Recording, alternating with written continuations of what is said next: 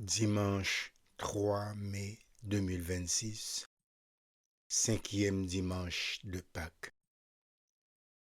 Lecture du livre des Actes des Apôtres. En ces jours-là, comme le nombre des disciples augmentait, les frères de langue grecque récriminaient contre ceux de langue hébraïque, parce que les veuves de leur groupe étaient désavantagées dans le service quotidien.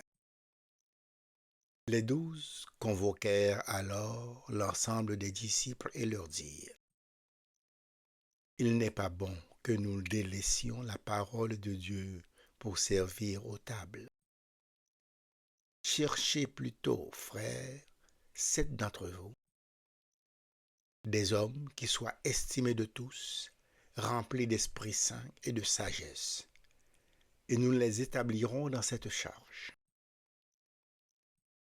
En ce qui nous concerne, nous resterons assidus à la prière et au service de la parole. » Ces propos plurent à tout le monde et l'on choisit Étienne, homme rempli de foi et d'Esprit Saint, Philippe, Procore, Nicanor, Timon, Parménas et Nicolas, un converti au judaïsme originaire d'Antioche.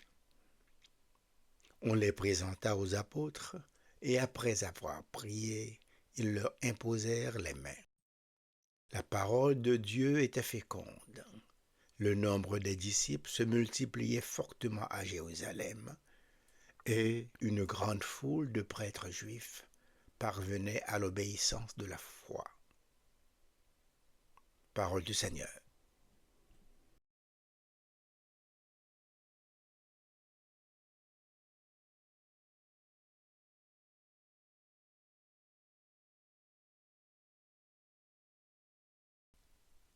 Que ton amour, Seigneur, soit sur nous, comme notre espoir est en toi. Criez de joie pour le Seigneur, homme juste. Homme droit, à vous la louange. Rendez grâce au Seigneur sur la cithare, jouez pour lui sur la harpe à 10 cordes. Que ton amour, Seigneur, soit sur nous, comme notre espoir est en toi. Oui, elle est droite, la parole du Seigneur. Il est fidèle en tout ce qu'il fait. Il aime le bon droit et la justice. La terre est remplie de son amour. Que ton amour, Seigneur, soit sur nous, comme notre espoir est en toi. Dieu veille sur ceux qui le craignent, qui mettent leur espoir en son amour, pour les délivrer de la mort, les garder en vie au jour de famine. Que ton amour, Seigneur, soit sur nous, comme notre espoir est en toi.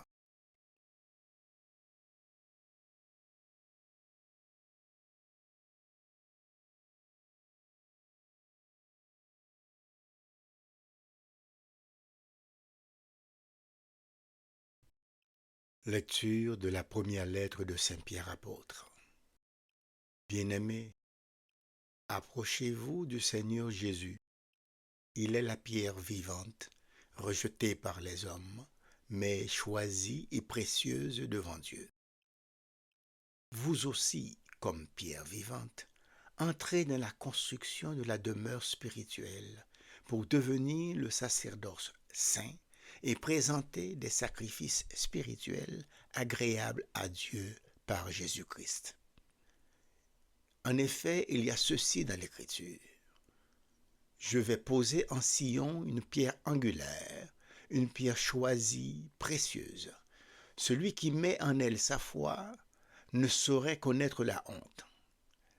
Ainsi donc, honneur à vous les croyants.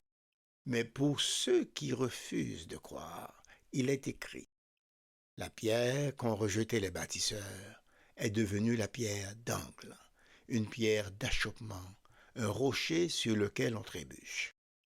Ils achoppent ceux qui refusent d'obéir à la parole. Et c'est bien ce qui devait leur arriver. Mais vous, Vous êtes une descendance choisie, un sacerdoce royal, une nation sainte, un peuple destiné au salut, pour que vous annonciez les merveilles de celui qui vous a appelé des ténèbres à son admirable lumière. Parole du Seigneur.